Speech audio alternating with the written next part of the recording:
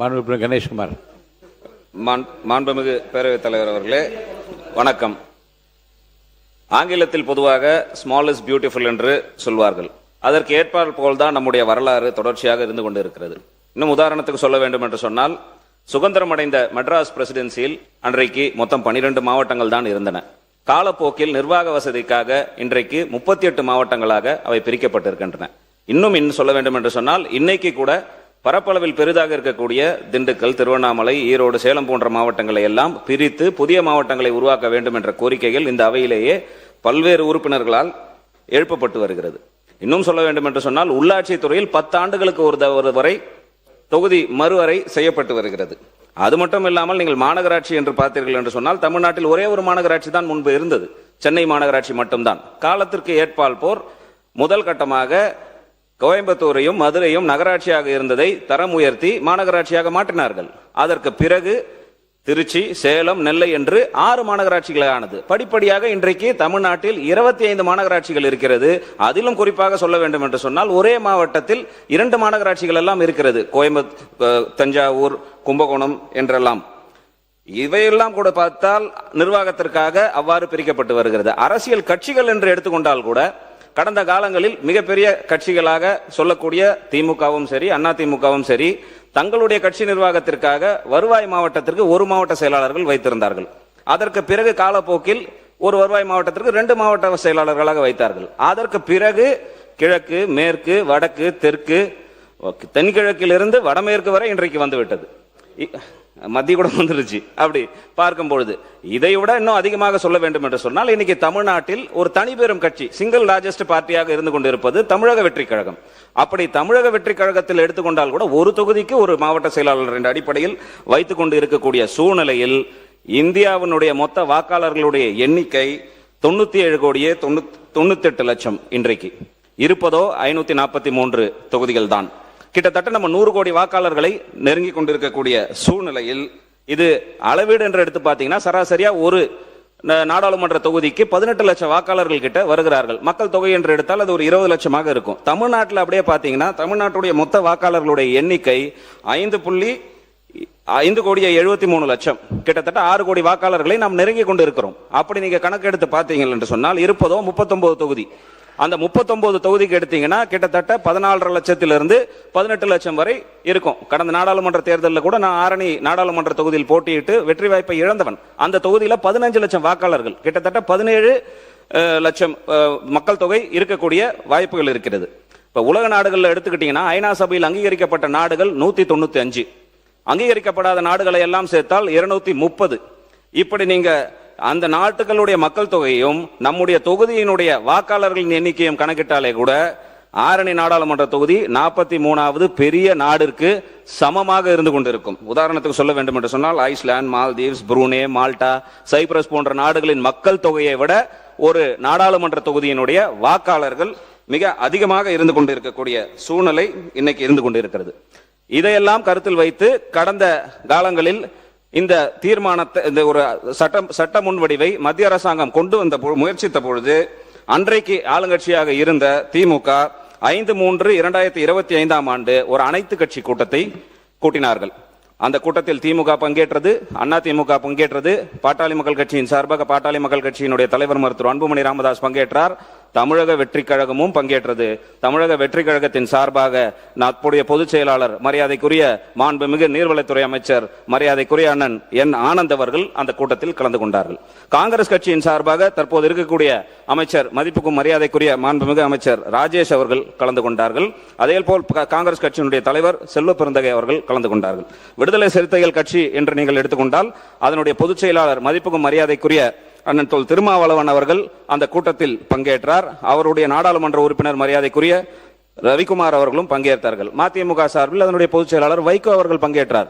இந்திய கம்யூனிஸ்ட் கட்சியின் சார்பாக அப்போதைய அவர்களுடைய தலைவர் மரியாதைக்குரிய தோழர் முத்தரசன் அவர்கள் அப்பொழுது பங்கேற்றார்கள். மார்க்சிஸ்ட் கம்யூனிஸ்ட் கட்சியின் சார்பாக அதனுடைய தோழர் தலைவர் மரியாதைக்குரிய சண்முகம் அவர்கள் அன்றைக்கு பங்கேற்றார்கள். அது மட்டும் இல்லாமல் இந்த அவையில் இருக்கக்கூடிய சட்டமன்ற உறுப்பினர்களாக இருக்கக்கூடிய மரியாதைக்குரிய சட்டமன்ற உறுப்பினர் ஜவஹர் உல்லா அவர்களுக்கும் மரியாதைக்குரிய சட்டமன்ற உறுப்பினர் தமிமுன் அன்சாரி போன்ற அனைத்து கட்சி பிரதிநிதிகள் மட்டுமல்லாமல் இயக்கங்களின் பிரதிநிதிகளும் பங்கேற்று அந்த கூட்டத்தில் பாட்டாளி மக்கள் கட்சியினுடைய தலைவர் மருத்துவர் அன்புமணி ராமதாஸ் முன்வைத்த கோரிக்கை என்னவென்று சொன்னால், இங்கே தமிழ்நாட்டை பொறுத்தவரை 2026ஆம் ஆண்டு எடுக்கப்படுகின்ற மக்கள் தொகை கணக்கெடுப்பின் அடிப்படையில் இந்த தொகுதி வரையறை நடத்தப்படுமே ஆனால் பாட்டாளி மக்கள் கட்சி அதை கடுமையாக எதிர்க்கும் என்று அந்த நேரத்தில் பதிவு செய்த கையோடு, அதே நேரத்தில் இன்றைக்கு 543 தொகுதிகளில் தமிழ்நாட்டில் 39 தொகுதிகள் இருக்கின்றன.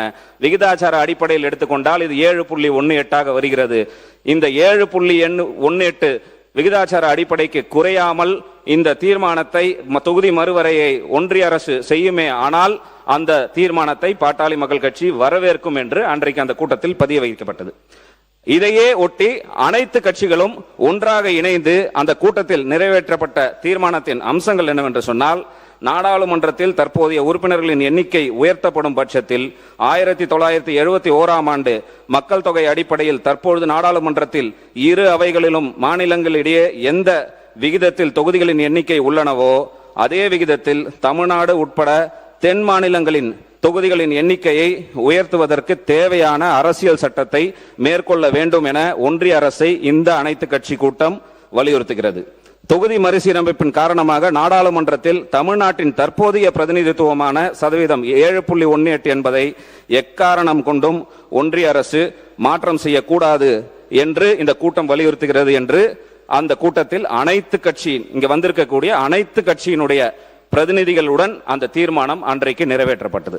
இதற்கு பிறகு ஏப்ரல் மாதம் 26ஆம் தேதி இந்த பில் நாடாளுமன்றத்தில் வந்த பொழுது தற்போதைய மாண்புமிகு உள்துறை அமைச்சர் மதிப்புக்கும் மரியாதைக்குரிய ஐயா அமித்ஷா அவர்கள் நாடாளுமன்றத்திலேயே தெளிவாக குறிப்பிட்டிருக்கிறார். Tamil Nadu has 39 seats which is 7.18%. After passage of this bill the number of MPs will be 59 and their percentage in the new house of 816 will be 7.23%. Tamil will also suffer no loss என்பதை தெளிவாக தெரிவித்து அந்தந்த மாநிலங்களில் அந்த விகிதாச்சாரத்தின் அடிப்படையில் தொகுதிகளின் எண்ணிக்கை அடிப்படையில் 50% உயர்த்தி அந்த 50%ம் மகளிருக்கென்று வழங்கப்படும் என்று தெளிவாக நாடாளுமன்றத்திலேயே தெரிவித்திருக்கிறார். அது மட்டுமல்லாமல் அதே போல் பாரத பிரதமர் மரியாதைக்குரிய நரேந்திர மோடி அவர்கள் தேர்தல் நேரத்தில் அதுவும் குறிப்பாக ஏப்ரல் 5ஆம் தேதி 2026 கேரளத்தில் தேர்தல் பிரச்சாரத்துக்கு வந்த பொழுது இது குறித்த தெளிவான விளக்கத்தை தெரிவித்திருக்கிறார். Lok Sabha seats will not be reduced for southern states that have effectively controlled population growth. ஏனென்று சொன்னால் மக்கள் தொகை பெருகுவதை கட்டுப்படுத்தி இருக்கக்கூடிய தென் மாநிலங்களில் எந்த பாதிப்பும் வருவதற்கு ஒன்றிய அரசு விடுபடாது. The government will ensure that no state, whether it's Kerala, Tamil Nadu, Karnataka, Andhra Pradesh, Goa or Telangana faces reduction in Lok Sabha seat என்று பாரத பிரதமர் அவர்கள் தெளிவாக இந்த இடத்தில் அதை குறிப்பிட்டு சொல்லி இருக்கிறார். இவ்வாறெல்லாம் இருக்கும் பொழுது இன்னும் சொல்ல வேண்டும் என்று சொன்னால், அப்படி ஒரு தொகுதியின் அடிப்படையில் எண்ணிக்கை உயர்த்தப்பட்டால் 816 தொகுதிகள், அப்படி என்றால் கூடுதலாக 273 தொகுதிகள் நாடாளுமன்றத்தில் அதிகமாகிறது. நீங்க சொல்வது போல 33% என்று நம்ம எடுத்துக்கொண்டால் 176 தொகுதிகள் தான் பெண்களுக்கு ஒதுக்கப்படும். ஆனால் இன்றைக்கு மத்திய அரசு அமித்ஷா அவர்கள் மாண்புமிகு உள்துறை அமைச்சர் அமித்ஷா அவர்கள் சொல்லியிருப்பதை போல நடைமுறைப்படுத்தினால் 273 தொகுதிகள் பெண்களுக்கு வழங்கப்படுவதற்கான வாய்ப்பு என்று இருந்து கொண்டிருக்கிறது. இன்னும் ஒருபடி சொல்லணும்னு சொன்னா, தமிழ்நாட்டில் 1962 41 எம்பிகள் இருந்தாங்க. அதற்கு பிறகு 72 தான் 39 குறைக்கப்பட்டது. இதெல்லாம் கடந்த கால வரலாறு. இன்னும் நீங்க தமிழ்நாட்டுக்கு எடுத்துக்கொண்டீர்கள் என்று சொன்னால், தற்போது இருக்கக்கூடிய 39 எம்பிகளை வைத்து நீங்கள் 33% என்று கணக்கீடு செய்தீர்கள் என்று சொன்னால், இன்றைக்கு 13 எம்பிகள் தான் அதிகமாக வருவார்கள், பெண்களாக இருப்பார்கள். ஆனால் இந்த சட்டம் அவர்கள் சொல்வது போல பெண்களுக்கு அந்த 50% உயர்த்தினால் 20 நாடாளுமன்ற உறுப்பினர்கள் தமிழ்நாட்டில் இருந்து மகளிர் நாடாளுமன்ற உறுப்பினர்கள் நாடாளுமன்றத்தை அலங்கரிப்பார்கள். இன்றைக்கு வெறும் 5 பெண் நாடாளுமன்ற உறுப்பினர்கள் தான் அந்த அவையை அலங்கரித்துக் கொண்டிருக்கிறார்கள்.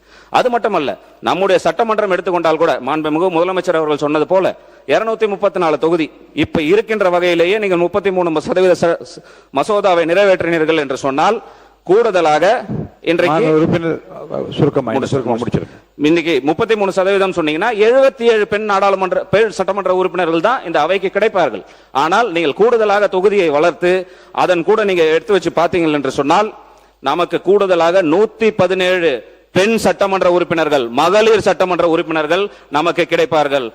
இன்றைக்கு இந்த அவையை எடுத்துக்கொண்டால் எங்களுடைய சட்டமன்ற கட்சி தலைவர் முனைவர் சௌமியா அன்பணி அவர்கள் உட்பட தமிழக வெற்றி கழகத்தினுடைய மாண்புமிகு அமைச்சர்கள் 4 பெண் உறுப்பினர்கள் உட்பட முதலமைச்சர் சொல்வது போல் 23 பெண் உறுப்பினர்கள் தான் இன்றைக்கு இருக்கிறார்கள்.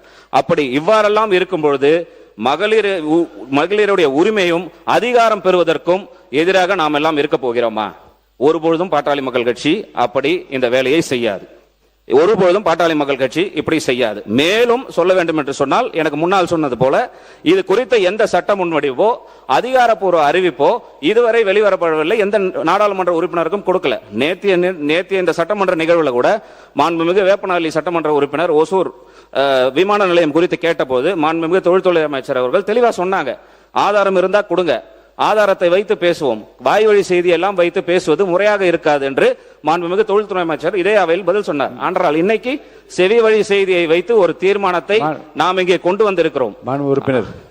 வந்திருக்கிறோம் என்பதை நாம் கருத்தில் கொள்ள வேண்டும். இவ்வளவு பெரிய தொகுதியை ஒரு நாடாளுமன்ற உறுப்பினராக நிர்வகிப்பது வாய்ப்பே கிடையாது. எனவே இன்றைக்கு இந்த சட்டம் வருமா வராதா என்றெல்லாம் இருக்கக்கூடிய சூழ்நிலையில் இந்த நேரத்தில் இந்த சட்டம் கொண்டு வருவதற்கான அவசியம் என்ன இருக்கிறது? எனவே மாண்புமிகு முதலமைச்சர் அவர்கள் உடனடியாக இந்த தீர்மானத்தை திரும்ப பெற வேண்டும் என்று பாட்டாளி மக்கள் கட்சியின் சார்பாக கேட்டுக்கொள்கிறோம். ஏன் என்று சொன்னால், நடந்து முடிந்த அனைத்து கட்சி கூட்டத்தில் நம்முடைய கட்சி உட்பட அனைத்து கட்சியும் சேர்ந்துதான் இந்த தீர்மானத்தை நிறைவேற்றிருக்கிறோம். இன்றைக்கு இந்த தீர்மானத்தை நிறைவேற்றணும் என்று சொன்னால் அன்றைக்கு ஒரு நிலைப்பாடு, இன்றைக்கு ஒரு நிலைப்பாடு என்று அரசியல் இரட்டை நிலைப்பாடு என்ற பொருள் ஆகிவிடும். மேலும் இத்தீர்மானத்தை நிறைவேற்றுகிறீர்கள் என்று சொன்னால் இதில் ஒருமனதாக என்ற வாக்கியத்தை நீக்க வேண்டும் என்று தெரிவித்துக் கொண்டு, ஏனென்றால் பாட்டாளி மக்கள் கட்சி நீங்க உங்க கருத்தை மட்டும் சொல்லி முடியும். எந்த வாக்கியத்தை போட்டு நிறைவேற்றுவதை பற்றி நான் முடிவெடுப்பேன்.